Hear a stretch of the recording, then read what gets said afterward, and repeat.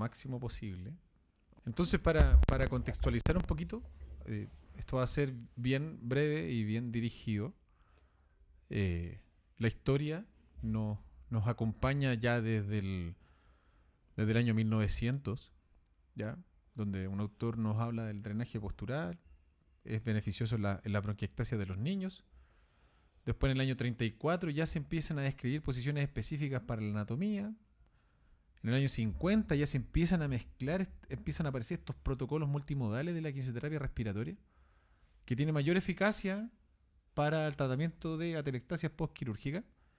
Y ya de la década en el 70 ya empieza a aparecer una línea y una oleada de distintas técnicas manuales, de distintas líneas que tengan que ver con sociedades distintas, los europeos por un lado, los asiáticos por otro, los latinoamericanos por otro lado y los americanos del norte por otro lado, formando distintas líneas de abordaje de la kinesioterapia respiratoria, teniendo protagonismo los franceses, en particular los franceses, y de hecho ellos llegan a un momento de la kinesioterapia respiratoria que se hace en el año 1994, que ellos hacen una primera conferencia para la higiene bronquial. Toilette. El toilette. Del toilette bronquique. Qué elegancia la de Francia. Y este es el famoso llamado consenso de Lyon, ¿ya? Y en el consenso de Lyon salen las primeras evidencias de baja eficacia en el año 1994 del drenaje postural y la percusión en particular.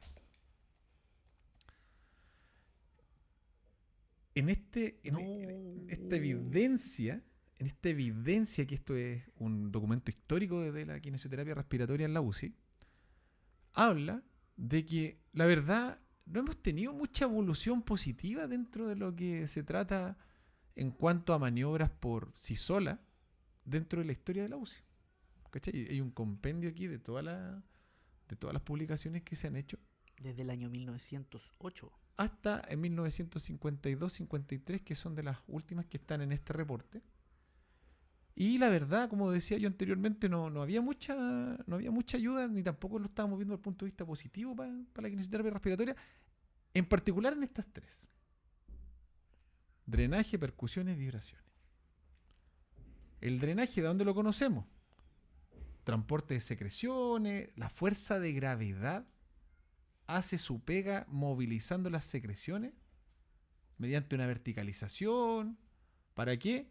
Para aumentar el efecto del drenaje bronquial. Siempre se ha estimulado a que se utilice con otras técnicas aparte, pero siempre la evidencia ha hablado de que esto por sí solo, aparte de de tratar de respetar la anatomía del pulmón, imagínate esas posiciones entre Trendelenburg, el riesgo de reflujo, no sé si lo habrán medido en ese momento, probablemente sí, pero no son posiciones muy cómodas para tratar de mantener y llevar la eficacia de esta técnica.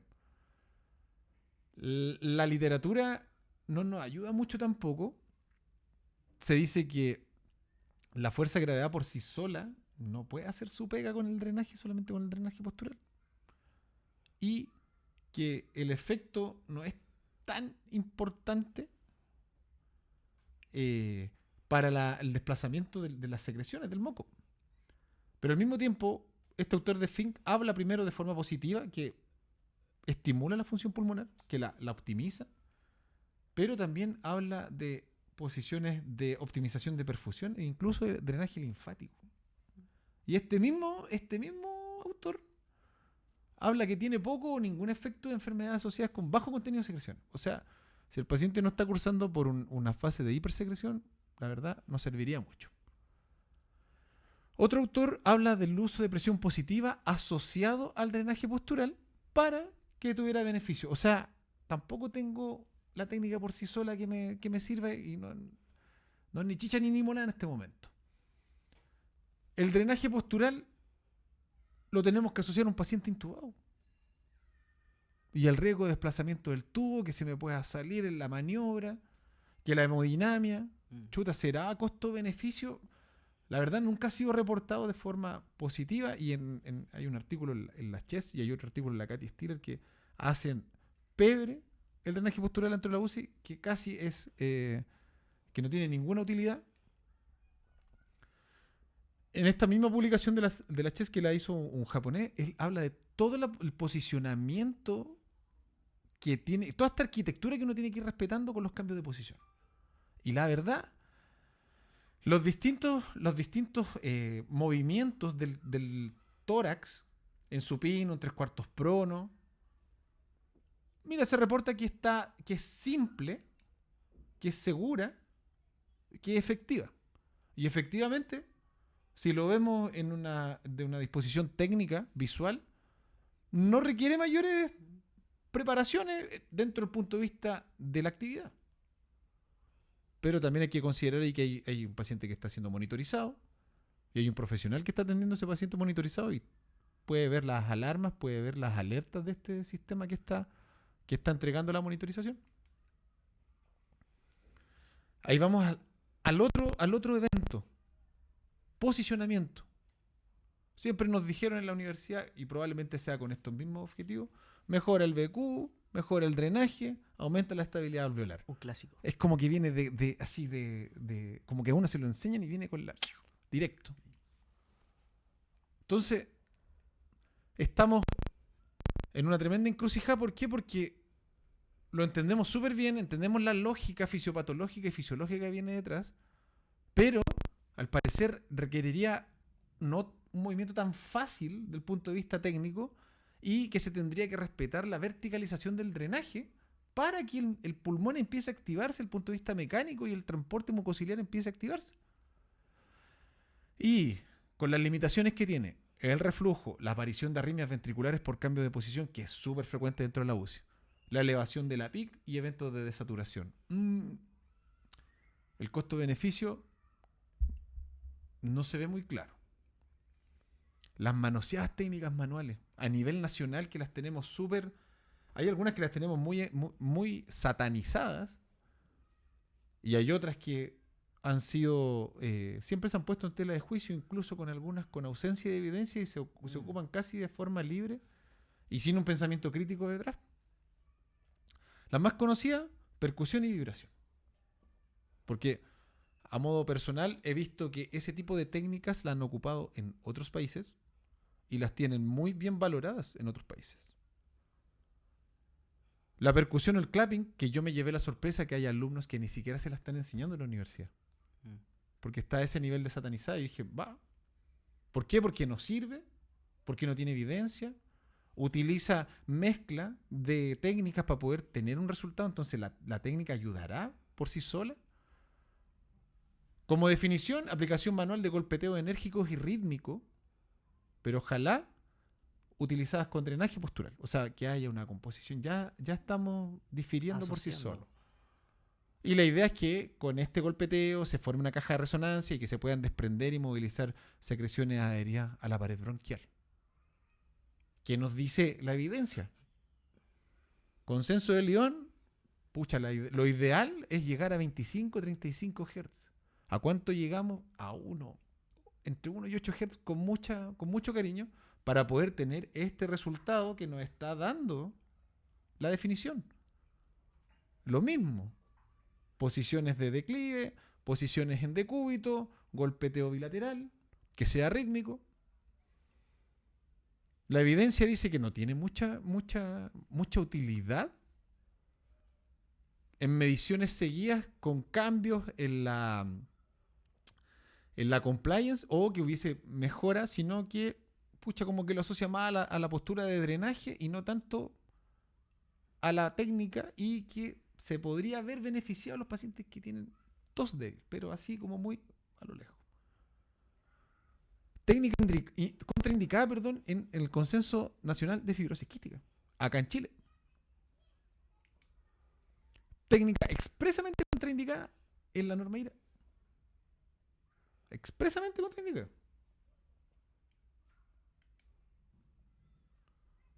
La vibración. Efectos clínicos. La idea es que podamos coincidir con la frecuencia natural de los cilios. Son 13 Hz que hay que alcanzar. Llegaremos a 13 Hz. Es súper difícil. Las maniobras, mientras más experimentado el colega, el fisioterapeuta, el kinesiólogo respiratorio, mientras más experimentado va de la mano con que pueda lograrla. ¿Y qué pasa con con toda la generación que se está formando? Medio hertz. Medio hertz y sería un cuarto de hertz. En el infinito y más allá. 0,75. No, po. ¿Son útiles o no son útiles? La utilidad finalmente va a depender de la preferencia del paciente. Esto yo te lo estoy dando por evidencia. La preferencia del paciente. Que no puedan colaborar con el tratamiento. O sea, mientras más comprometido el paciente, se van a ver más beneficiados de la kinesiología respiratoria. En la norma IRA, Me quitaste la mitad, po. ¿por qué? Son 6, 3. Ah, pero La perdón, X. yo te estoy mostrando ahí lo que sale por evidencia a nivel chileno en las clases del curso Hay un nombre. IRA. Esas 3 técnicas están crucificadas, las mencionamos, las dijimos, pero sale una arriba nueva. El bloqueo. Bloqueo. El bloqueo que tanto nos enseñan y nos discursan en la universidad, que está recomendada por una norma ministerial, cuanto a técnica, en cuanto a trabajo, pero no tiene evidencia. ¿Qué pasó ahí? Tú buscas ahí bloqueo o block chest physiotherapy y no sale nada.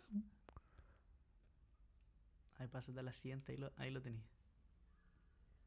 Hay una revisión bibliográfica en Pedro que habla incluso... No, pero esto no... Perdón, se me ocurrió la Oh. diapo. Nada que ver. Yo pensé que era No, esa la que estaba esa hablando. viene después, se me Ah. tuvo que haber dado vuelta. Pero es que a nivel nacional, Bloqueo. a nivel nacional, con el bloqueo, a nivel nacional, hay una publicación hecha de 3 colegas grandes de la kinesiología respiratoria intensiva de Chile. Daniel Arellano, Eduardo Toñarelli y Roberto Vera. ¿Y qué nos dice? Y ellos hicieron un estudio y compararon la maniobra de bloqueo en 2 modalidades: volumen control y presión control, para ver y estimar los efectos que tenía sobre la mecánica respiratoria. Y cuando se dieron cuenta que el bloqueo en volumen control limita la entrada de volumen, aumentan las presiones pico al limitar la entrada de volumen. O sea, el ventilador donde va a entender que tiene que meter ese volumen sí o sí.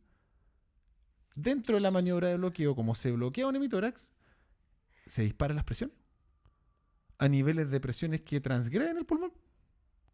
O sea, la maniobra de bloqueo también estamos en una encrucijada negativa. O sea, nuestros mismos colegas están poniendo a prueba las terapias, la maniobra, y no está funcionando como quisieron. No, pues, Y ahora mira, sí, po. Por acá comentan, dice, la gran Old Spice. bloqueo. Eres estúpido. Fuera de la clase. Sergio, fuera de la clase. Para afuera. ¿Quién fue? Sergio, fuera de la clase. Fui yo No, mismo. mentira. No. No, bro. Dale. Oye, y lo más principal dentro de todo el plan de evidencia más actualizado, entre comillas más actualizado, que hablan por cuáles son los efectos negativos y por qué se categoriza esa evidencia que está en contra. ¿Cachai? Entonces, un estudio de la respiratory care, que si bien fue en conejo, pero no te habla de cambio en la PO2, no te habla de cambio en la PCO2, y la distensibilidad se mantiene igual y hay presencia de colapso alveolar y colapso bronquial. Chale. En humanos adultos, en ventilación mecánica mayor de 45, o sea, de 48 horas, la aceleración de flujo respiratorio más SET, o que es succión endotraqueal, más, o sea, solamente SET. Y no hubo mayor cambio, no hubo cambio en la PO2, no hubo cambio en la PCO2. O sea, aspirar al paciente y hacerle maniobra de compresión o de aceleración de flujo respiratorio es exactamente lo mismo. Y la revisión sistemática de Pedro en EPOC exacerbado, la TEF y el... se me fue la sigla del CAR. Pero no... Ciclo activo... Me están soplando, me están soplando el Olimpo. Llegó un llamado así como, sí, cuidado. Te metiste la pata en los caballos, Sí. ahora vaya a aprender, y apareció ahí. Buena ayuda. Sí. Ciclo activo de la respiración no mejora la función pulmonar ni tampoco en el intercambio gaseoso. Entonces, y aquí yo termino porque les presenté Yo, ¿Cambio? ¿Cambio? ¿Cambio? sí, presento, ahora yo dejo Ahora sí. Oye, eso, Espérame, yo dejo, primero, ya. yo dejo aquí sobre la mesa la duda de qué estamos haciendo nosotros. Mm.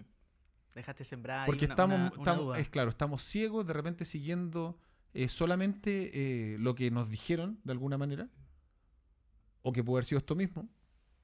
Porque la verdad, para mí es súper difícil hablar en contra de la quimio respiratoria. ¿Cachai? Pero esta evidencia es súper dura y súper dirigida. Entonces, si bien puede prestarse para muchas dudas en nuestro quehacer, está ahí. Está ahí, yo no estoy inventando nada. ¿Ya? Ahora yo les voy a dejar al colega profesor que viene a hablarnos a favor de la Nuestro quimioterapia invitado. respiratoria. Oye, sí. Adelante, ya. Bueno, entonces yo le llamé a la presentación kinesiología respiratoria su justificación desde la fisiología del clínex mucociliar y la evidencia científica. Primero yo dije, ¿en qué escenario estamos? Estamos en el de la justificación clínica. Los clínicos realmente necesitamos contar con herramientas de tratamiento kinesiológico específico que se supone que tratan, por ejemplo, la remoción de secreciones, las atelectasias, las complicaciones respiratorias. Entonces, la primera pregunta que yo me hago en esta presentación es, ¿son necesarias las técnicas de fisioterapia respiratoria? Porque si la respuesta es no, hasta aquí llega la conversación. Pues yo me paro y me voy a tomar un chop día viernes, ¿cierto? Harto calor hace todavía aquí en Santiago. Yo llegué poquito a la playa, llegué ayer de la playa, así que... pero, entonces, la primera pregunta que hay que responder es, ¿son necesarias? Si son necesarias, entonces tenemos que insistir en ellas. Después la segunda pregunta, otros enfoques terapéuticos, ¿cierto? Lo que yo escuchaba a Sergio recién hablar del bloqueo, del ciclo activo de la respiración, ¿cierto? Las técnicas instrumentales. ¿Han conseguido a lo menos los mismos resultados? ¿Son tan buenas como en algún minuto se pensó que eran la fisioterapia respiratoria? Y finalmente, desde el desarrollo académico, de donde aparecen las principales críticas, porque nosotros hemos recogido que en la universidad los futuros kinesiólogos se les dice esto se hacía antes, ahora no se hace. Entonces, si ellos han aclarado las dudas con estándares de calidad, cuando un profesor le dice a un alumno la percusión no se hace porque no sirve, ¿lo está diciendo con respaldo, por ejemplo, con un metaanálisis? ¿Se está apoyando de una revisión Cochrane? ¿Se está apoyando de evidencia científica o de la guía de ida baja del 2005? Que con todo el respeto que yo tengo por el señor Pedro Mancilla, al cual yo le saco el sombrero, grabé un programa con él en Doctor en Casa para que nos hablara del impacto del programa IRA en Chile. Nadie puede decir que él no fue un tremendo aporte para la salud pública chilena. Pero él tenía sus preferencias personales, po. Él creía en la vibración, él creía en el bloqueo y no creía en la percusión. ¿Había detrás de eso, hay detrás de eso en la academia un metaanálisis? Yo creo que no. Por lo tanto, cuando tú no tienes evidencia científica de ese estándar de calidad, ¿tú puedes negarte a enseñarla? Me parece que no. Entonces vamos a intentar dilucidar estas preguntas. Primero, ¿son necesarias? Veamos la relevancia del problema. Belli 2021, para que no digan que yo vine a traer pura evidencia antigua, es Belli 2021. El manejo de las secreciones bronquiales es uno de los principales problemas que se encuentran en un amplio espectro de condiciones médicas que van de los trastornos respiratorios, neuromusculares y pacientes sometidos a cirugía torácica y abdominal. O sea, hay un problema.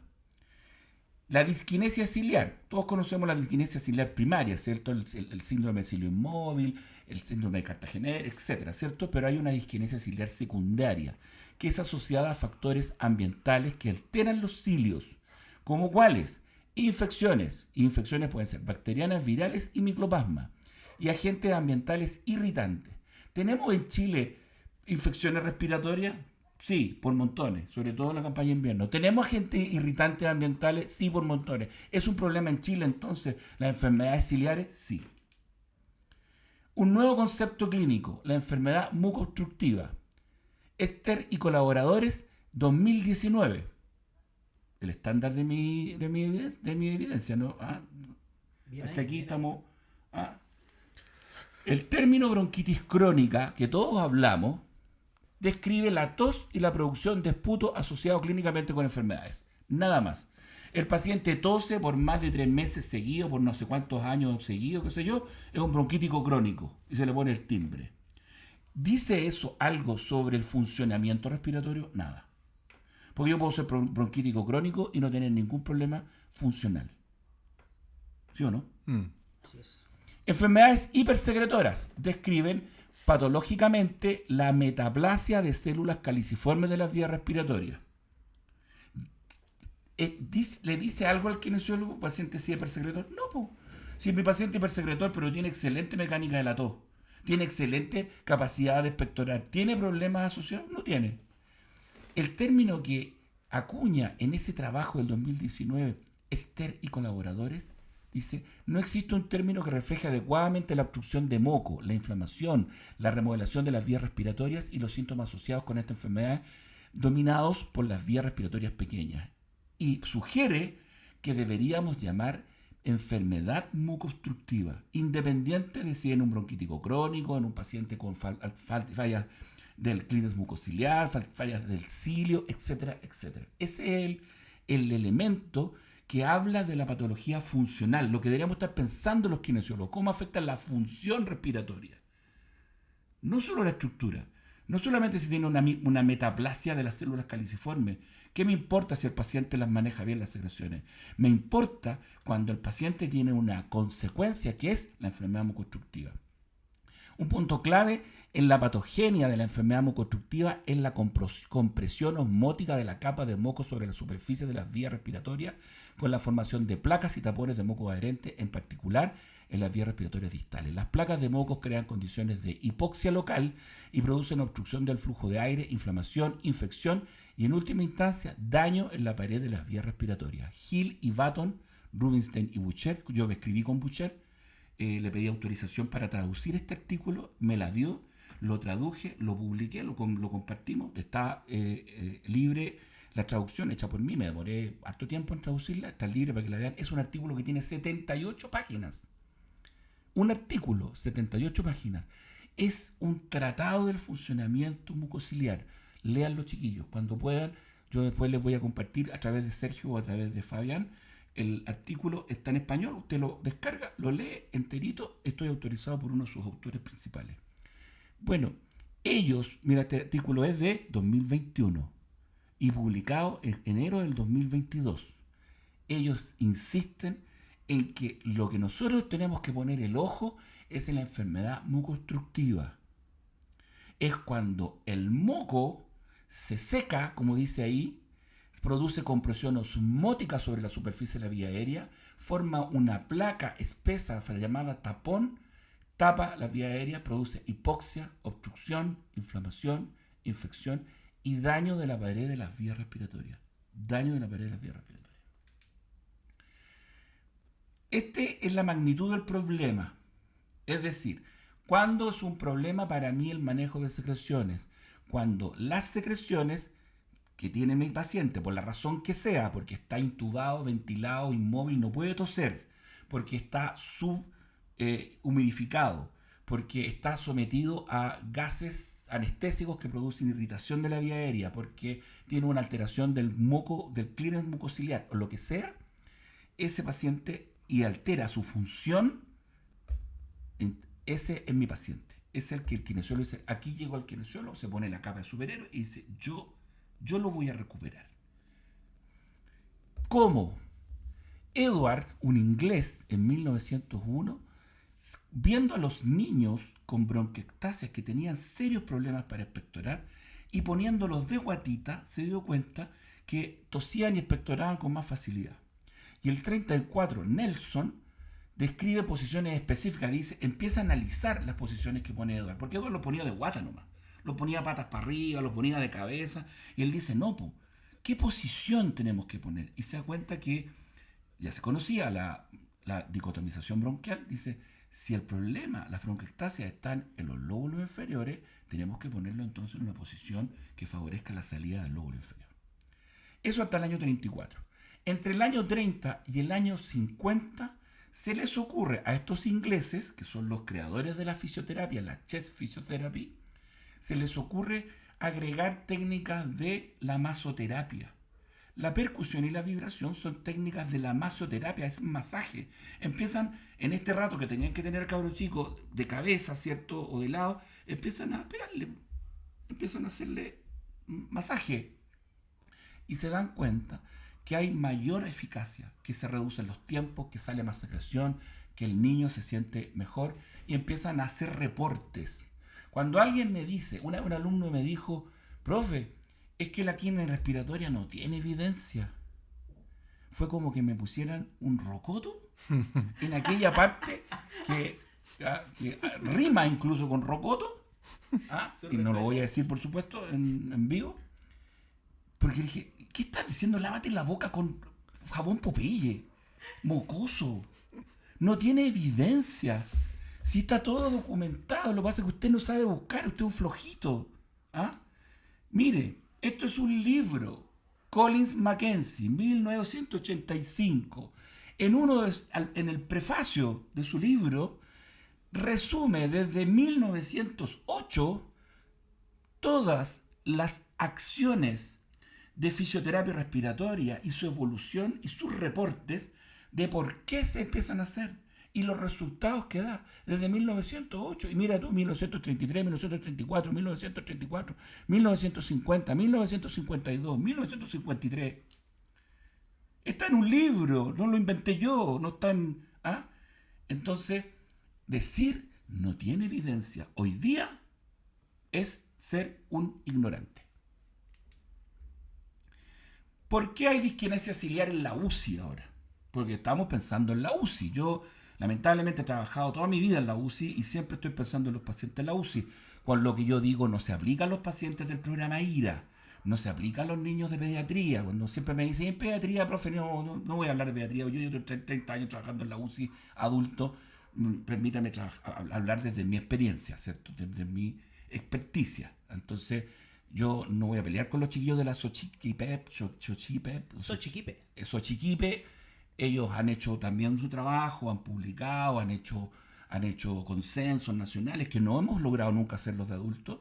Bueno, pero en adultos y en intensivo hay una documentada mala humidificación de la vía aérea. Y la mala humidificación de la vía aérea sabemos que produce o se relaciona con daño en el epitelio bronquial, atelectasia, sequedad de las secreciones y obstrucción del tubo endotraqueal. ¿Con qué se tapa el tubo endotraqueal? Con secreciones. Ventilamos a los pacientes no porque nos guste, ¿cierto? No porque sea una moda, sino que porque es ventilación protectora y hay que hacerlo con bajos volúmenes pulmonares y altas presiones base, PIP, CPAP, APRB, lo que sea. ¿Qué significa eso? Que el pulmón es un pulmón que se mueve poco y que tiene bajos niveles de cizallamiento por flujo, ¿cierto? Volúmenes de 220, 230, con PIP de 12, el pulmón hace esto, ¿no? Nada más. No hace lo que hace uno cuando bosteza. Un tremendo flujo inspiratorio, ¿cierto? Un tremendo volumen. Esa produce una reducción del flujo bifásico, que es el flujo de doble fase que se produce en los bronquios, capaz de producir interacción con la pared bronquial y estimular el movimiento de las secreciones. Hay reducción del estiramiento pulmonar, deshidratación del manto mucoso y el enlentecimiento de los cilios, como era adelante, porque los cilios no son, los cilios del sistema respiratorio se llaman cilios móviles, que son un tipo de cilios del sistema respiratorio, a diferencia, por ejemplo, los del sistema vestibular, que no tienen movilidad propia, se mueven según nuestros movimientos de la cabeza, ¿cierto? Aquí son cilios móviles. Y esos cilios, las señales que tienen para moverse más rápido, más lento, a mayor o menor amplitud, la toman del medio externo. La toman de cuánto respira usted, cuánto tose usted, qué volúmenes mueve y cuánto se mueve. Si usted tiene bajos volúmenes respiratorios, si usted se mueve poco, usted no tose nada, el cilio se pone flojito y bate muy, muy lento. Y primero, y por supuesto, los factores propios de la enfermedad de base. Pacientes que tienen hipersecreción, broncoespasmo, derrame pleural, edema pulmonar, etcétera, etcétera, son pacientes que evidentemente los tenemos en la UCI en ventilación mecánica. Solo para argumentar lo que estoy diciendo, en el año 2012 se publicó en la revista médica chilena un estudio, ¿cierto? Rapidito, una encuesta. Sistemas de humidificación pasivos, ¿cierto? Los HMEF, que humidifican entre 10 a 34 miligramos por litro de humedad absoluta. ¿Cuánto es la humedad absoluta que tiene que tener la vía respiratoria? 44 miligramos por litro. El que humidifica 34 miligramos por litro está bien, está súper estándar. La Asociación Americana de Cuidado Respiratorio dice que un humidificador pasivo tiene que entregar a lo menos 30 a 33 miligramos de agua por litro. Pero hay humidificadores que entregan 10. Esta encuesta nacional encontró que solo 8 de 229 pacientes tenían humidificación activa. El 98% de las UCIs utilizaban predominantemente sistemas HMF. Y en unidades que sí contaban con bases calefactoras, el uso de la humidificación activa no superaba el 10%. O sea, no solamente la falta de recursos, sino que también la falta de voluntad. ¿Desde cuándo el kinesiólogo está en la UCI y por qué? Nancy Cielsla, 1970 y tanto, debes decir por ahí, 96, perdón, del año 96, publica por qué el kinesiólogo tiene que estar en la UCI. Y dice, los problemas respiratorios, las consecuencias del reposo prolongado, la ventilación mecánica, etcétera, etcétera, requieren de fisioterapia respiratoria especialmente dedicada a estos pacientes. Y los consensos más modernos, ¿cierto? El consenso americano, ¿cierto? Europeo, parece que el de Gosselin, de la Sociedad Europea, dice, ¿por qué tiene que haber kinesiólogo en la UPC? Por las secreciones retenidas en la vía aérea, por las atelectasias, la neumonía, la injuria pulmonar, etcétera, etcétera. Y esto es del 2008. En Chile logramos meternos por recomendaciones ministeriales. Esta es la primera, la del 2004, que ya cumplió 21 años, ya tiene su mayoría de edad, ¿cierto? Incluso según las leyes antiguas. Tiene 21 años esta recomendación ministerial, que todavía no es una norma técnica. Yo no sé por qué nunca hemos conseguido los kinesiólogos transformar esto como sí lo han conseguido las enfermeras, los médicos, los TENS, ¿cierto? Hasta las secretarias, que esto sea una norma técnica. Nosotros no tenemos norma técnica, tenemos una recomendación cagona como esa que dice que el kinesiólogo tiene que estar ahí para entregar cuidados respiratorios 24/7. ¿Y por qué? Porque hay una justificación de requerimiento. La misma Katy Stiller, esta señora que es una fisioterapeuta australiana, que la hemos tenido en Chile un par de veces haciendo clases, otras veces ella viene a vacacionar a Chile, le gustó cuando lo conoció. Yo tengo una anécdota con ella, si tenemos tiempo se las puedo contar porque es bien graciosa. Eso. Pero la Katy Stiller, que no habla bien de la fisioterapia respiratoria por el mundo, ella hizo un estudio, lo publicó el año 90, sobre las atelectasias lobares. Comparación, 2 tipos de fisioterapia respiratoria, 2 regímenes. El primero, posicionamiento, vibraciones, hiperinsuflación manual y succión. Algo muy usado por los fisioterapeutas australianos, por lo menos antiguamente. Desconectaban al paciente, le ponían el ambú y y aspirar. Entonces, eso hizo. El tratamiento del grupo 2 consistió en hiperinsuflación y succión solamente. Y la otra que agregó 2 componentes de la fisioterapia respiratoria convencional, el posicionamiento y la vibración. Aquí ni siquiera percutió, porque la señora probablemente ya no creía en las percusiones, ¿cierto? ¿Qué creen ustedes? Que ella misma, que no habla bien de las técnicas kinesiológicas convencionales, ¿con qué se encontró en su trabajo? Que lo publicó. Grupo 1, resolución de atelectasia, esto por radiografía de tórax, ¿no? Esto no estoy inventado, ya lo podríamos hacer incluso con una ecografía, ¿cierto? Bedside. 60.1% resolución de la atelectasia. Grupo 2, el grupo que no es que no le hicieran nada, no es un grupo control, solo le restaron la vibración y el posicionamiento. 7.6% de resolución de la atelectasia. ¿Cumplen un rol las técnicas de fisioterapia sobre el tórax? Evidentemente. Cuando yo le muestro esto y está publicado en la revista Chess, es viejito el artículo, lo que usted no nacía el año 90, le creo, no hay problema, pero puede leer para atrás, si no cuesta nada. ¿Ah? Usted me puede decir, no hay evidencia. Eso no es evidencia, eso no es un artículo, eso no es un trabajo publicado en una revista científica. Por supuesto, a lo mejor los estándares de publicación de los años 90 eran distintos a los actuales. No existía incluso mucha legislación. Aquí uno llegaba y medía cualquier cosa, después la publicaba. Por supuesto, en los años 50 las publicaciones son muy discretas. Pero no es que no exista. Pues. Este otro trabajo, 2011, Chest Physiotherapy Revisited, ¿cierto? Evaluación de la influencia en la morbilidad pulmonar después de una resección pulmonar, cirugía de tórax. ¿Cuál es la conclusión de este trabajo? La implementación de un programa de fisioterapia torácica intensiva peroperatoria redujo la morbilidad pulmonar global después de la lobectomía por cáncer de pulmón.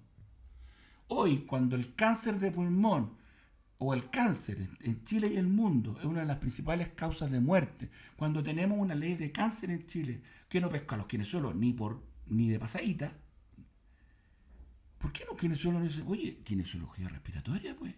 Si hay evidencia publicada que reduce la morbilidad respiratoria cuando lo hacemos. Otra, fisioterapia torácica contribuyó a la recuperación precoz de la función pulmonar y a la excursión del diafragma entre los pacientes que se habían sometido a cirugía por laparoscopía, 2011 también.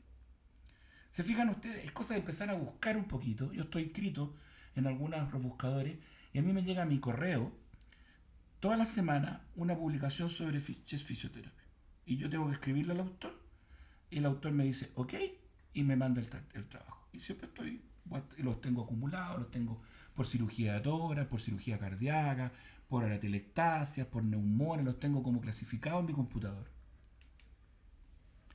Puntos clínicos destacados. Esta también es la publicación de Baton, Rubenstein, Hill y Butcher del 2022. Los estudios en ciencias básicas han aportado dos importantes conocimientos sobre los mecanismos que median la acumulación de moco intrapulmonar. Veamos por qué se acumula el moco, ¿cierto? Para saber si lo que nosotros hacemos tiene espacio, ¿cierto? En primer lugar, estudios electrofisiológicos sugieren que los desequilibrios en la absorción de sodio y líquido frente a la secreción de cloruro y líquido, esto en el epitelio del bronquial, produce un espesamiento de las secreciones. Y en segundo lugar, estudios de física de polímeros sugieren que la hiperconcentración del moco genera fuerzas osmóticas dependientes del polímero de mucina que comprimen la capa de moco sobre la superficie de las vías respiratorias. ¿Qué dice este trabajo de estos autores de 2022? Que si se produce un desbalance en la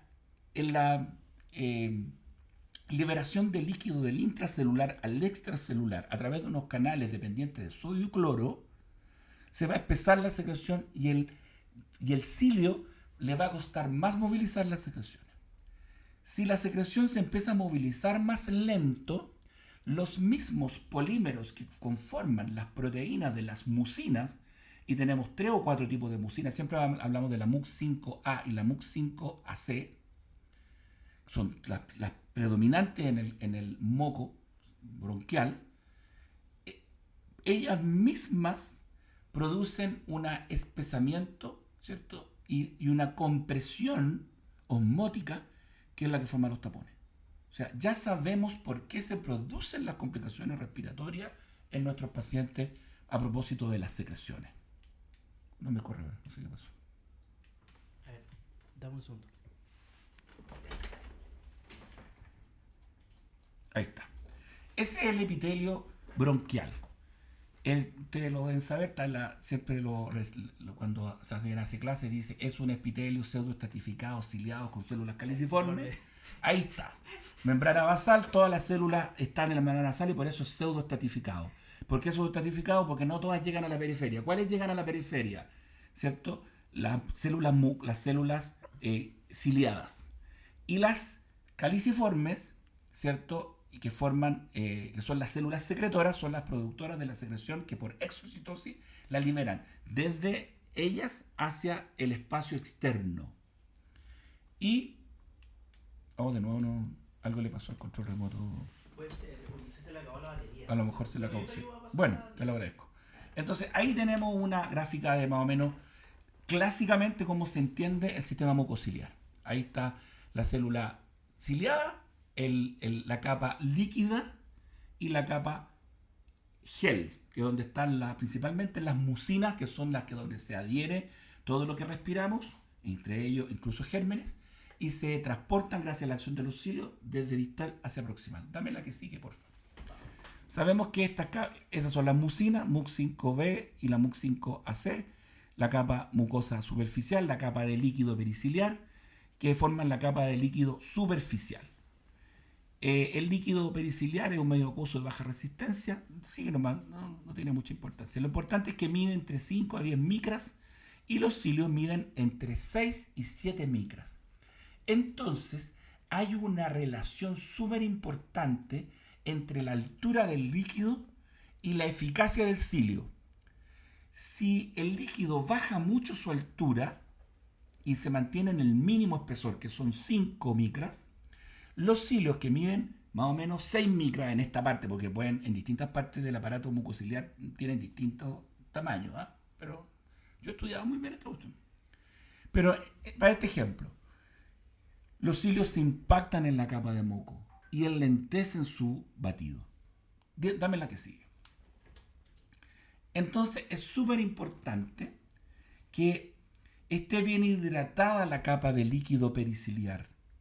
¿Y de dónde viene el líquido? ¿Viene de la humedad ambiental? No. La humidificación cumple un rol súper secundario en el batido ciliar. Súper secundario. Donde viene el líquido es de las propias células. Dame la que sigue, por favor, estimado. Primero, comentarles que a propósito de los estudios que he estado haciendo últimamente sobre el trabajo de Belli, cambió el modelo clásico del aparato mucociliar. Se adelantó. Ya sabemos que en la capa de líquido periciliar no solamente hay líquido, también hay mucinas que forman una especie de cepillo estable. Y es más, que la capa de moco es inestable, no siempre está presente. El líquido no se va ni desaparece, porque tiene estas proteínas que las constituyen, ¿cierto?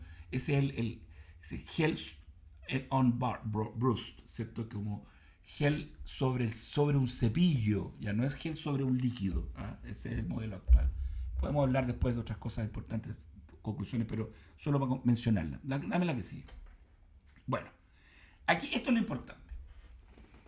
Cada vez que el cilio transmite al citoesqueleto de las células del aparato ciliar, transmite una energía mecánica, un elemento mecánico, estimula la liberación de ATP. Y ese ATP, como ustedes pueden ver en el exterior, se transforma en ADP, después en AMP y después en adenosina, y estimula un sinnúmero de receptores de membrana que, como ustedes pueden ver, uno estimula el canal de membrana CFTR, que es el canal de conductancia transmembrana de la fibrosis quística. ¿Qué hace eso? Libera cloro. Y al liberar cloro sale agua. Pero si ustedes pueden ver, el ATP estimula otro canal de membrana, otro receptor de membrana, que genera la activación de calcio intracelular, que estimula también la liberación de cloro, saliendo líquido. Y el mismo CFTR, el ATP cuando pasa a AMP y el ADP, estimulan el canal ENaC, que es un canal de membrana que absorbe sodio y que absorbe líquido. Entonces, estos movimientos moleculares que partieron con un estímulo mecánico generado generalmente sobre el cilio o sobre este cepillo proteico que existe sobre las células del aparato mucociliar, estimulan estos canales y regulan automáticamente, localmente, no por producción de moco, que la producción de moco sí es regulada por el sistema autónomo, como en el sistema digestivo, qué sé yo, ¿no? Tú puedes secar las secreciones con un anticolinérgico, pero la hidratación de la capa de líquido donde se mueven los cilios depende de una actividad local. Y, dame la que sigue, estimado. El estrés libera ATP. Eso lo dijo Baton en su trabajo, el mismo Baton que está ahora citado en el trabajo del 2022. Baton publicó un trabajo en el 2007, después trabajó en el 2008, y llegó a la conclusión, con un experimento muy interesante. Él agarró mucosa bronquial, cultivos de mucosa bronquial, y los sometió a estímulo, estrés de cizallamiento en una máquina que giraba, y lo metió en una cámara que generaba 20 centímetros de agua de presión de manera continua o de manera cíclica. ¿Y qué es lo que hizo Baton? Dame la que sigue. Ahí está. Midió la liberación de ATP. Y cada vez que sometía a la mucosa bronquial a estímulos de cizallamiento o presión, se producía una liberación de ATP. ¿Qué demuestra con esto Baton? Que la estimulación mecánica sobre la mucosa bronquial hidrata el moco, aumenta el tamaño de la capa líquida y facilita el movimiento de los cilios. Dame la que sigue. En otro trabajo, Baton también, después, varios años después, el año 2016, con otros autores, publica esto y después sale en la revisión que yo les mostré. Cuando está bien hidratado el moco, el cilio bate y transmite un estímulo mecánico en la parte superior de la imagen, un estímulo mecánico que libera ATP. ¿Y qué hace ese ATP? Mantiene la hidratación de la mucosa. Si se deshidrata el moco, ¿cierto? El cilio transmite mayor strain, hay un estrés mayor de elongación del citoesqueleto, que hace que, ¿cuál es la respuesta de la célula? La mayor liberación de ATP. ¿Y qué hace esa mayor liberación de ATP? Rehidrata el moco y vuelve entonces a moverse.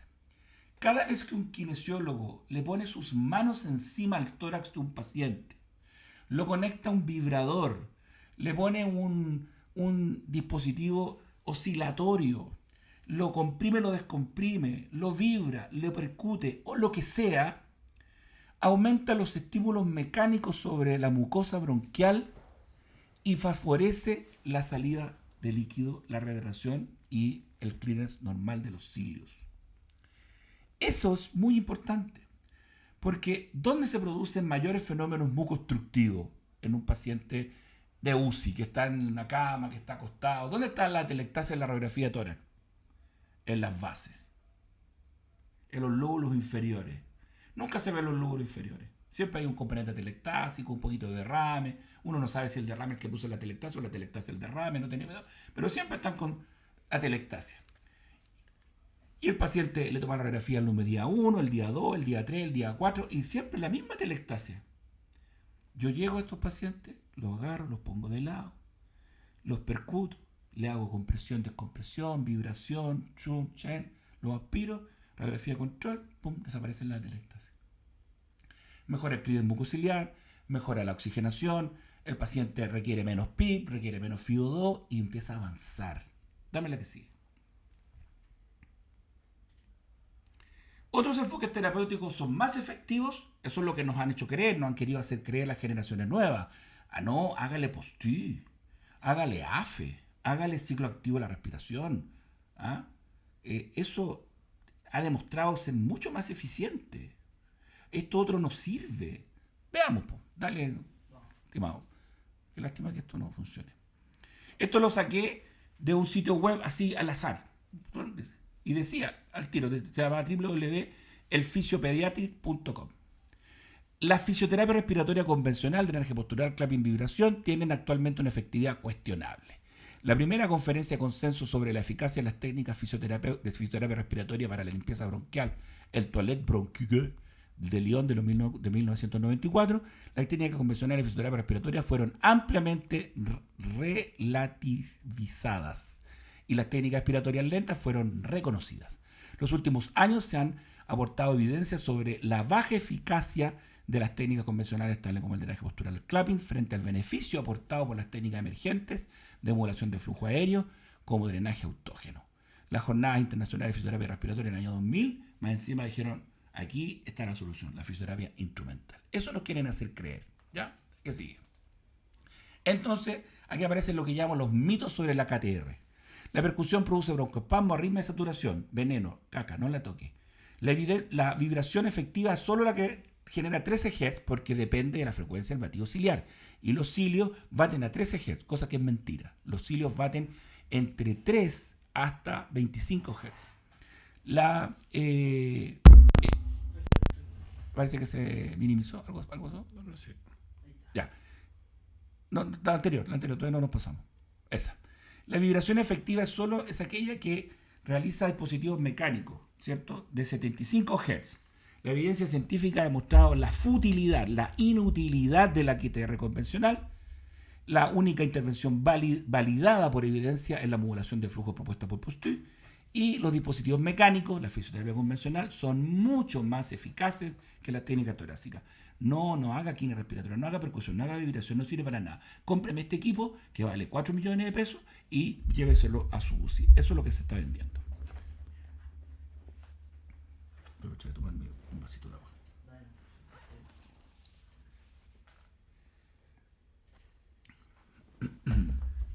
Siento que me están destruyendo todo mi argumento. Solamente eso. Cierra Tu paréntesis. presentación. Estos mitos sobre la kinesioterapia respiratoria, en su gran mayoría injustificados, yo voy a mostrar por qué, a las técnicas kinésicas respiratorias ha afectado la efectividad de la intervención del kinesiólogo. Cuando el kinesiólogo va y solo aspira, la telectasia sigue ahí. Cuando el kinesiólogo solo le hace un bloqueo o un AFE, ¿cierto? Las secreciones siguen ahí. Se ha precarizado el rol del kinesiólogo en el clínico mucociliar, con compresión, descompresión, AFE y bloqueo. ¿Por qué? Porque son poco efectivos, muy poco efectivos. ¿Existe suficiente evidencia para desaconsejar el uso de algunas técnicas kinésicas respiratorias? Yo creo derechamente que no. Entonces, aquí la pelea es entre las técnicas convencionales, la chest physiotherapy, drenaje bronquial, vibración, percusión, y la fisioterapia moderna. Moderna porque no le encontré un nombre, le puse post-consenso Lyon, que es como que hubiera cambiado, que hubiera nacido Cristo de nuevo, ¿ah? Antes después de Lyon. Y la agrupo yo básicamente en dos cosas: la modulación de flujo, que es las técnicas activas y Postü, y el bloqueo de bloqueo, y la fisioterapia instrumental, que es la que dice estas páginas web, los profesores en clase, es lo que realmente sirve. Posicionamiento. Sergio ya dijo algunas cosas. Es cuestionado, el drenaje postural es cuestionado. Hay estudios que han demostrado que, por ejemplo, las secreciones no caen, como dice, qué sé yo. Pero cuando usted lo asocia a otra intervención, ¿cierto? Trendelenburg, ¿cierto? Puede mejorar cosas como neumonía social de ventilación mecánica. Por ejemplo, este estudio que se hizo en ovejas con efusión de moco artificial indicó que el flujo de tendencia expiratoria, una cosa que promueve mucho Marcia Volpe de Brasil, que dice el bias flow, expiratory bias flow, o sea, tú tienes que ventilar a los pacientes con que el flujo expiratorio siempre sea mayor que el inspiratorio. Agarraron a las ovejitas, las sedaron, le metieron moco, las ventilaron así y compararon un paciente, la ovejita con posición horizontal versus con cabeza abajo. El moco se eliminó 3.1 ml en 10 minutos horizontal y aumentó a 11 ml en 10 minutos con la cabecita abajo. O sea, posicionar al sujeto, al individuo, en este caso al animal, tuvo un efecto positivo sobre el clínex mucociliar. Ahí están las percusiones, son unos videos que yo creo que no se deben ver. Ahí está la percusión a una mano, la que estoy haciendo yo, y la colega al lado está haciendo las dos manos. Con eso usted puede hacer percusiones hasta 8 Hz, ¿cierto? 10 Hz, ¿se ven? No se traspasaron porque seguramente no tienen los archivos de respaldo. Entonces, la evidencia en relación a la maniobra de percusión. Wollmer dice que la percusión produce obstrucción bronquial. Yo leí el trabajo de Wollmer, a pesar que es muy antiguo, el año 85. Separó a los pacientes con limitación crónica al flujo aéreo en dos grupos. A un grupo le hizo percusión, y después le hizo una espirometría. Y a otro grupo lo acostó, le puso calor local, ¿cierto? Un infrarrojo, y le hizo una espirometría. Y se encontró con que la espirometría era peor en el grupo percutido. ¿Por qué? Porque si tú haces una técnica de fisioterapia respiratoria que tiene efecto principalmente en la vía aérea distal, como la percusión, porque la oscilación se transmite desde el tórax hacia adentro, por lo tanto, ¿qué es lo que está más cerca del tórax? ¿Los bronquios pequeños o los bronquios grandes? Los bronquios pequeños. Si tú haces una técnica como esa y no la acompañas de una técnica que favorezca la movilización de las secreciones quedan a medio camino. Si tú pones secreciones en la vía aérea, la sacas de la distal y la pones en la vía central, evidentemente aparece un patrón obstructivo. Porque achica el lumen del bronquio. Después, este trabajo sí que a mí me encanta porque lo dicen los profesores en la universidad. Las percusiones producen atelectasia. Sidulca, 1989. 8 perros. 8 mugrosos perros. No digo mugrosos porque los perros sean mugrosos. No estoy diciendo eso para no me entender. El N del estudio, que en esa época se podía hacer con perros, hoy día sería un crimen probablemente, pero en esa época se usaban los perros para estudiar. 8, ese es el N del estudio. ¿Qué le hicieron a esos 8 perritos? Los agarraron, los percutieron, los sacrificaron, le sacaron los pulmones y los miraron a microscopio. Y encontraron que aparecieron microatelectasias. Microatelectasias en pulmones sacados del tórax. Evidente, si perdieron la negatividad pleural. Yo me hubiera preocupado y consideraría relevante este estudio si hubieran encontrado hemorragia alveolar, hubieran encontrado destrucción pulmonar, cualquier cosa. Pero encontrar microatelectasia en pulmones sacados del tórax me parece obvio y ridículo. Más encima, este estudio yo lo leí en un paper, lo presenté incluso en un Procon hace muchos años atrás, y parte con 8 perros y después describe los resultados en 6 perros. Hay 2 perros que se le perdieron, como en la canción, yo tenía 10 perritos y nunca los declaró. Y es muy curioso este estudio. Dame la que sigue. Connor 1980, de veras que la tengo yo. Connor 1980 dice que esta técnica no está indicada en pacientes sin secreción, sin esputo, porque se desaturan y hay que subir la FIO2. ¿A quién se le ocurriría agarrar a alguien? Venga para acá. Vamos a hacer un estudio con gente que no tiene secreciones y la vamos a percutir. Y después vamos a encontrar que le bajó un poquito la saturación. Obvio, po. Sí, la gente se puede sentir hasta agredida.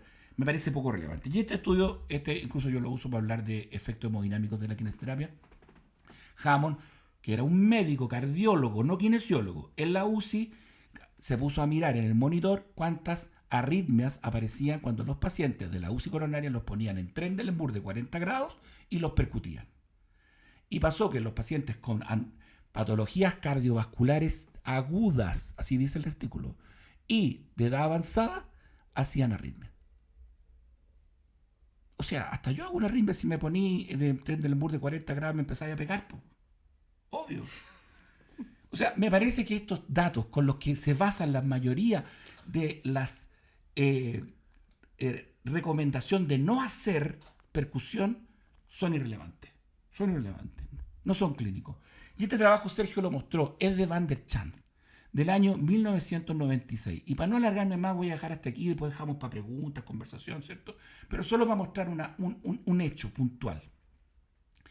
Este trabajo dice, efecto de la percusión manual sobre el tórax en 9 pacientes, con obstrucción bronquial estable y secreción traqueobronquial excesiva en este estudio. Dice, el clearance fue medido a los 50 minutos en 3 diferentes días. En el primer día se realizó percusión manual por 10 minutos al paciente. Percusión manual. Tanto un paciente con hipersecreción, percusión manual, perfecto. En el periodo cuando la percusión fue aplicada, el clearance de moco fue levemente, pero significativamente mayor que en el periodo cuando no fue aplicada. O sea, fue una comparación antes y después. ¿Cuánto expectora el paciente sin percutir? ¿Cuánto expectora con percusión? Y dice, mira el término, esto demuestra lo que se llama la editorial del autor.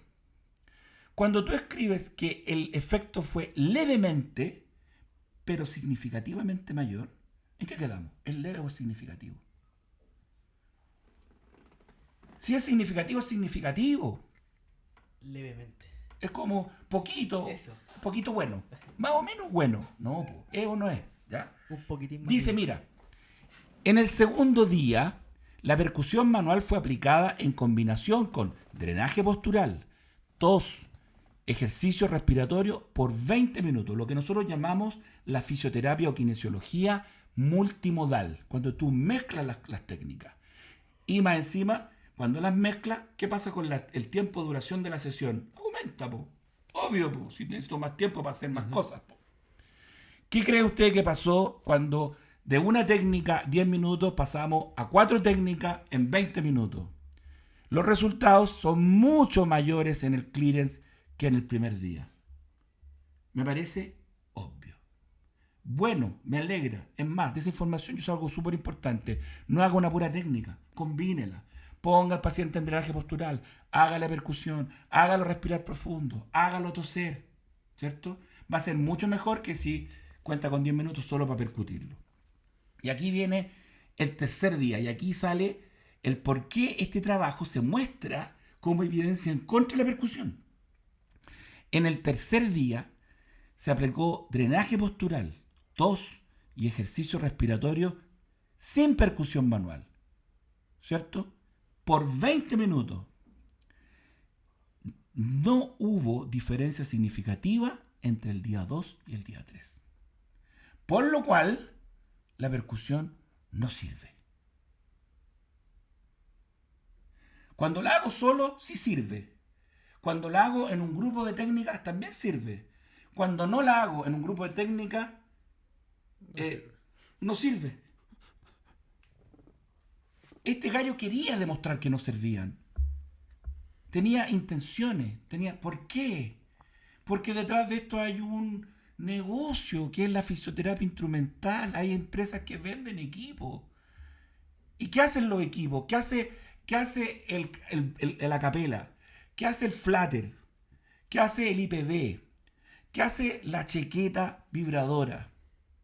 Vibran y percuten. Vibran y percuten.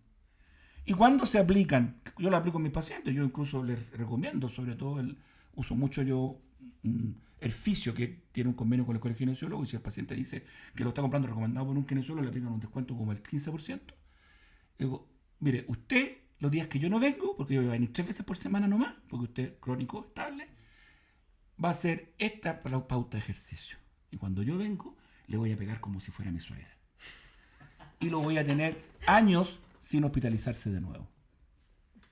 Tengo una chorrera de artículos comparada la fisioterapia convencional con el percusioner, la fisioterapia convencional con el ciclo activo de la respiración, la kinesiología convencional con etcétera, etcétera, etcétera, con lo que tú quieras, la combinación que tú quieras. Y en todas salen que es tan buena como. En ninguna es que la fisioterapia convencional sea menos que. La única vez que se demuestra, por ejemplo, que el ETGOL es mejor a largo plazo en los pacientes con EPOC, es comparado con placebo o drenaje postural solo. O sea, para que mis resultados salgan a favor de lo que yo quiero demostrar, tengo que cambiar la técnica, aumentar los tiempos. Hay un dispositivo nuevo que fabricaron los italianos. Y me encontré con un paper italiano reciente que publicó, que es súper bueno, se llama TPEP. Es un sistema válvula PEP, pero que tiene una oscilación selectiva. Y la presión va bajando y la oscilación va aumentando, hace unos cambios de oscilación y de presión en el equipo. Y claro, y demuestran que es súper bueno y es mejor que el grupo control. ¿Y qué le hicieron al grupo control? Le hicieron una buena técnica, 10 minutos, y esto lo hicieron como 40 minutos, esto más drenaje postural. ¿Te fijáis? O sea, cuando leemos los artículos, fijémonos en qué es lo que hay del interés que está de base en el que está publicando. Yo quiero demostrar que mi equipo es bueno, entonces el grupo control hace drenaje postural y ejercicio respiratorio. Y esto otro va a ser drenaje postural, vibración, ejercicio respiratorio y mi dispositivo. Y este gallo va a ser 5 minutos y estos van a ser 25. Y después mido, efectivamente está mejor. El grupo de estudio salió mejor resultado. Eso es la editorial del autor. Quiere demostrar que ese dispositivo ese protocolo es mejor y para eso perjudica al grupo control. Y para terminar, en el año 85, el señor Mackenzie, el mismo del estudio, agarró pacientes postoperados, le hizo fisioterapia respiratoria convencional durante 47 minutos, drenaje postural, percusión, vibración, y le midió compliance y chant intrapulmonar con catéter de Swan-Ganz. Y demostró que mejoraban significativamente. En el año 2001, el colega de Arellano del Hospital José Joaquín Aguirre hizo el mismo estudio, pero no tenía catéter Swan-Ganz, eso se midió solamente compliance y resistencia, y demostró exactamente lo mismo. Cuando agarramos a nuestros pacientes críticos, los ponemos de lado, los percutimos, le hacemos vibración y después los aspiramos, mejoran la mecánica toracopulmonar, mejoran las imágenes y mejoran los resultados. De eso estoy absolutamente convencido. Y solo para no alargar más esta jornada, ¿cierto? Vamos a abrir la discusión ahora a las preguntas, lo que sea que venga, chiquillos. Eso.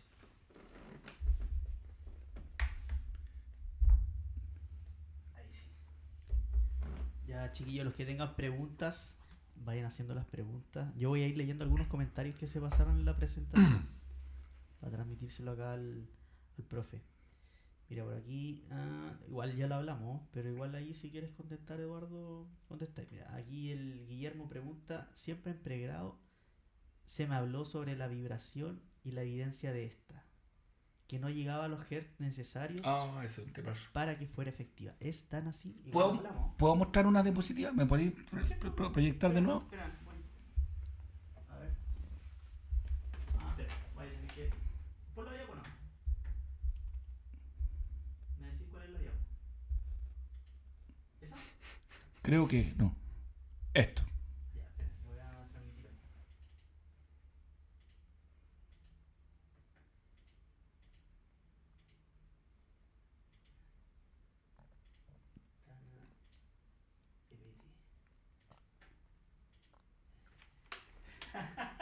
La fisioterapia convencional Está buena. no alcanza, los kinesiólogos no logran las vibraciones. Por lo tanto, olvídelo. Esta es como la primicia. ¿Por qué están las torres gemelas? ¿De dónde salió eso? Porque en esa época recién las habían derribado. Entonces probablemente... bueno. Oye, no puedo pasarla.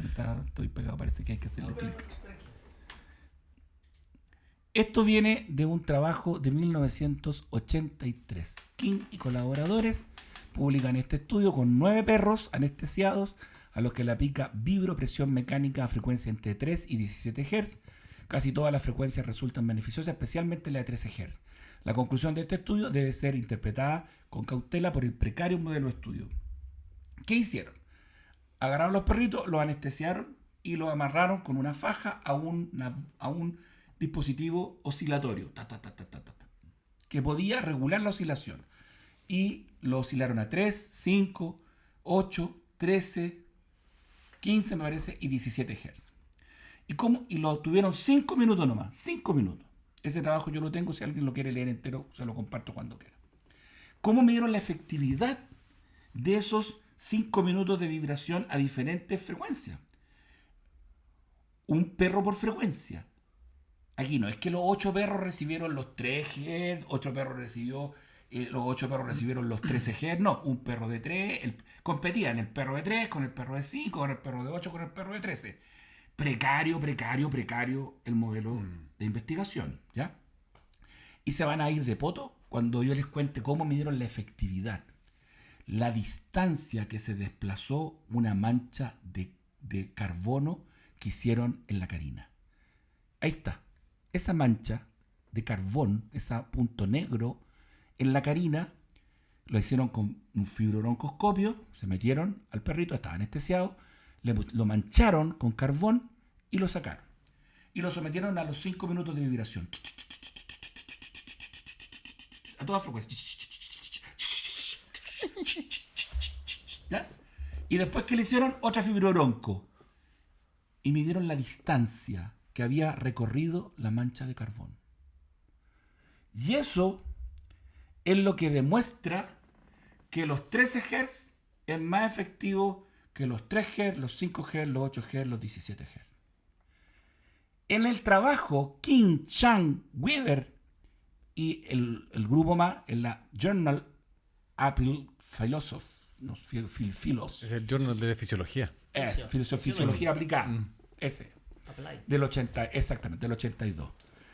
Se tira en las conclusiones, en la discusión, perdón, se tira 3 teorías. Primero, que la vibración produjo cambios reológicos de la secreción. Segundo, que generó un predominio del flujo proximal en la vía aérea y que uno de estos flujos había generado, o una de estas vibraciones, mayor predominio del flujo central y por eso la mancha se había movido más, que es la que yo más le creo. Y la tercera teoría, que es la que no le creo nada, es que los 13 Hz coincidieron con la frecuencia del batido de los cilios. ¿Y qué dice este mismo autor? Esta, que es la más probable causa por la cual los 13 Hz predominó por sobre las otras frecuencias, debe ser estudiado en estudios posteriores. Debe ser confirmado en estudios posteriores. ¿Qué dicen los estudios posteriores respecto a los 13 Hz? ¿Qué creen ustedes? Porque esto es del año 1982. Y 9 perritos. Una frecuencia cada perrito. Una fibrobronco. Una mancha de carbono. ¿Qué creen ustedes que se demostró los estudios posteriores que se hicieron en el año 90, en el año 2000, en el 2010 y en el 2020 sobre los 13 Hz para decir que si no son 13 Hz no sirve y que esos 13 Hz es porque coincide con el batido de los cilios? ¿Qué creen ustedes que dicen esos estudios? Que no llegan a los 13 Hz. Yo no quiero decir nada ya. No se hicieron nunca. Todas las guías, la guía de la CEPAR, de la Sociedad Española de Respiratorio, dice que la vibración tiene que ser hecha a 13 Hz porque coincide con la frecuencia de batido ciliar. Referencia número 12. Y tú vas a la referencia número 12 y dice King, Chan, Weaver, 1982. Los 9 perros. No ha sido nunca demostrado que esto sea cierto.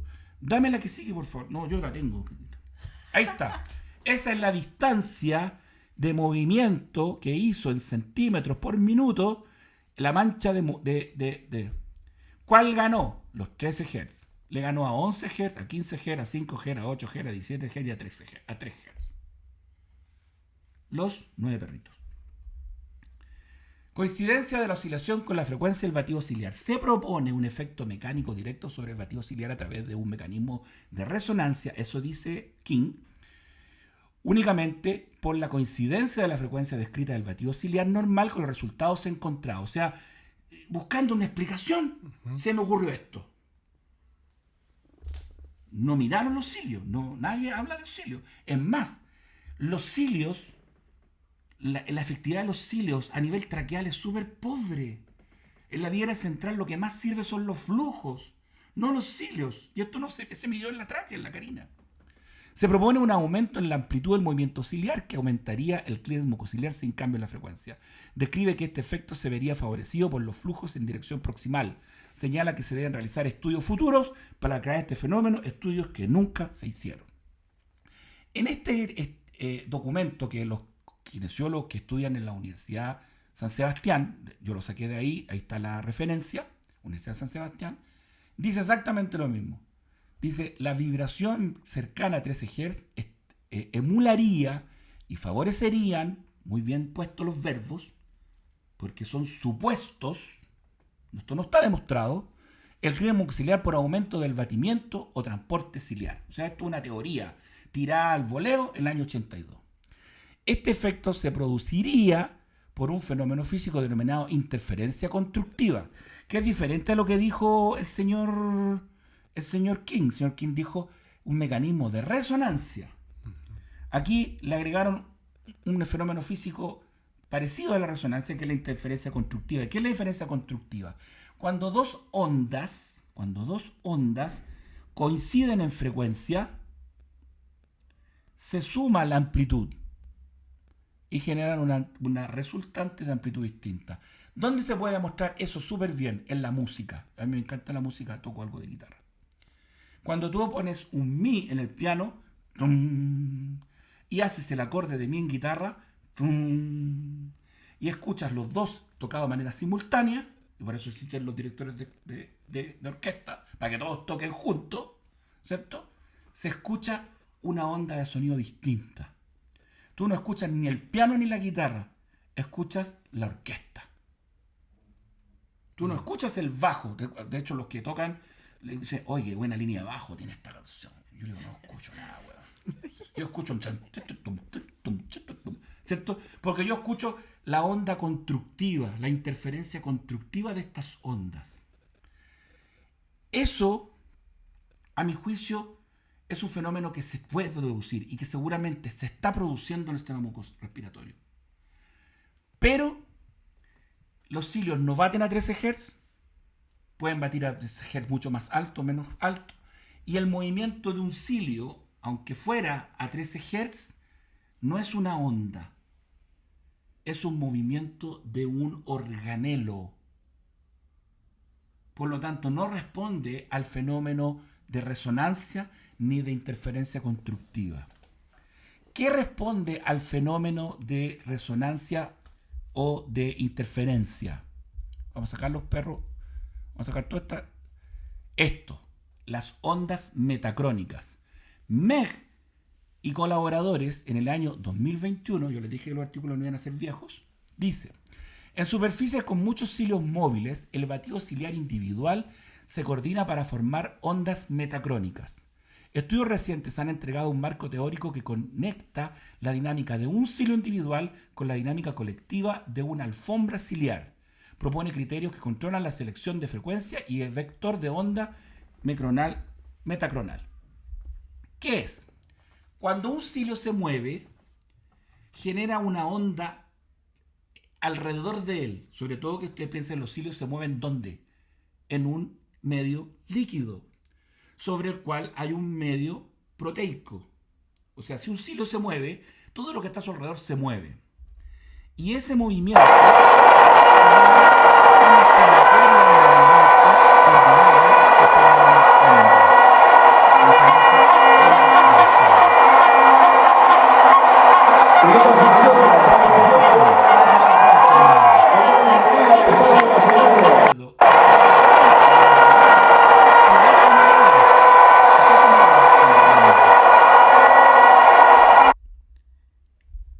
el batido de los cilios provoca una onda metacrónica que viaja sobre la superficie del cuerpo. No es el cilio, es sobre el cilio. La coordinación de esta onda parece deberse a fuerzas hidrodinámicas generadas con el movimiento del cilio. Las microturbulencias generadas en el agua por el cilio estimulan el cilio vecino, continuando sobre toda la superficie. ¿Qué quiero decir con esto? Que King, a pesar que se mandó un carril monumental, históricamente monumental, porque todo el mundo se lo creyó, nadie leyó el artículo, nadie cachó que eran 9 perritos, que no había evidencia, que nadie lo estudió después, y le empezaron a buscar justificaciones, ¿cierto? No andaba tan perdido. Pero no era el cilio, el movimiento del cilio, el que se ve favorecido por la onda generada por la vibración. Es la onda metacrónica que se produce sobre los cilios y que le sirve a los cilios para coordinarse y aumentar su esfuerzo y su eficacia. Así que respecto a la frecuencia de los cilios, usted genere la frecuencia que usted quiera. Percuta a 2 Hz, a 4 Hz, 5 Hz. Es más, les voy a mostrar ahí las ondas metacrónicas que se producen en un paciente de UCI. Cada vez que usted percute, se produce una onda que usted la puede ver en la piel del paciente. ¿Hay una onda ahí o no? Efectivamente. Sí. Se ve en el ventilador. ¿Le puede hacer play al ventilador?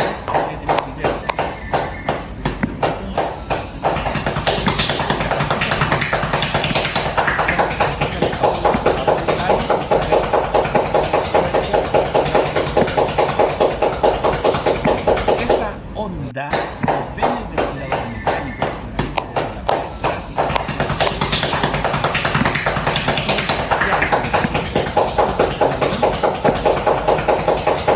Una onda metacrónica. Y para desmitificar los 13 Hz, el mismo trabajo de Baton. ¿Se acuerdan que yo les dije que Baton había sometido a estrés de cizallamiento y de presión a la mucosa bronquial y había medido los niveles de ATP? Él hizo 3 grupos. Un grupo de presión, de un grupo control, aunque no le hizo nada. ahí están los niveles de ATP, de liberación de ATP. Un grupo de presión continua de 20 centímetros de agua y un grupo de presión oscilatoria, es decir, comprimía 20 y soltaba, comprimía y soltaba. Como sería una percusión o una vibración. Y fíjense, ¿cuál es el grupo que libera más ATP? El grupo de compresión oscilatoria, de estrés compresivo oscilatorio, el CCS. 20 centímetros de agua a 20 ciclos por minuto. 20 ciclos por minuto. O sea, no hablamos ni siquiera en Hz, estamos hablando en lo que la frecuencia respiratoria. Sí, pues, más lentito. Exactamente. Con la propia frecuencia respiratoria, si tú te ciclaras con la frecuencia respiratoria en una compresión-descompresión, ¿cierto?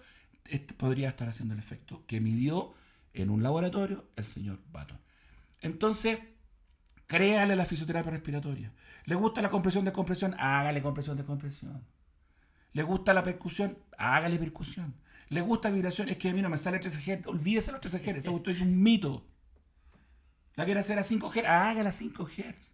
Lo importante es que usted le haga un estímulo mecánico, ojalá genere un estímulo oscilatorio, ¿cierto? Y ojalá combine las técnicas, porque de esa manera los efectos son mucho más persistentes. Eso a propósito de la pregunta que hicieron. Oye, tremenda respuesta. Mira, acá tenemos otra pregunta del Matías Muñoz. Dice, percusión versus vibración. ¿Existe alguna comparación entre estas dos técnicas? Son lo mismo a distintas frecuencias y distintas maneras de ejecutarla, pero el efecto que genera dentro del sistema respiratorio es exactamente el mismo. Si yo muestro este estudio lo puedo mostrar para un trabajo, para defender la percusión, para defender la vibración, para defender, no sé, cualquier técnica. Son lo mismo, no tienen...